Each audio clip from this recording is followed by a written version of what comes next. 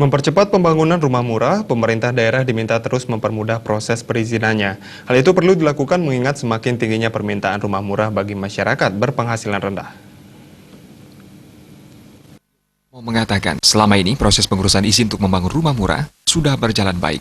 Meski demikian, ke depan harus terus ditingkatkan pelayanannya oleh pemerintah daerah. Proses perizinan tidak lagi memakan waktu yang lama. Hal itu dilakukan seiring meningkatnya permintaan rumah murah untuk masyarakat berpenghasilan rendah atau MBR semakin tinggi di Bali. Di satu sisi, Kemendagri juga telah menerbitkan Peraturan Nomor 55 Tahun 2017 tentang pelaksanaan perizinan dan non-perizinan pembangunan perumahan bagi masyarakat berpenghasilan rendah di daerah. Aturan tersebut diterbitkan guna mendorong percepatan pembangunan perumahan bagi MBR di daerah melalui program Sejuta Rumah.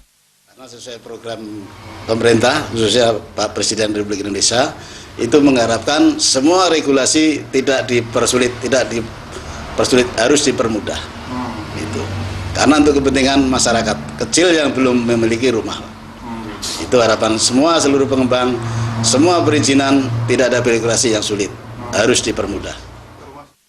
Bagio Utomo menambahkan, di Bali program rumah murah telah dibangun seperti di Kabupaten Karangasem, Jemberana, dan Buleleng. Suparyana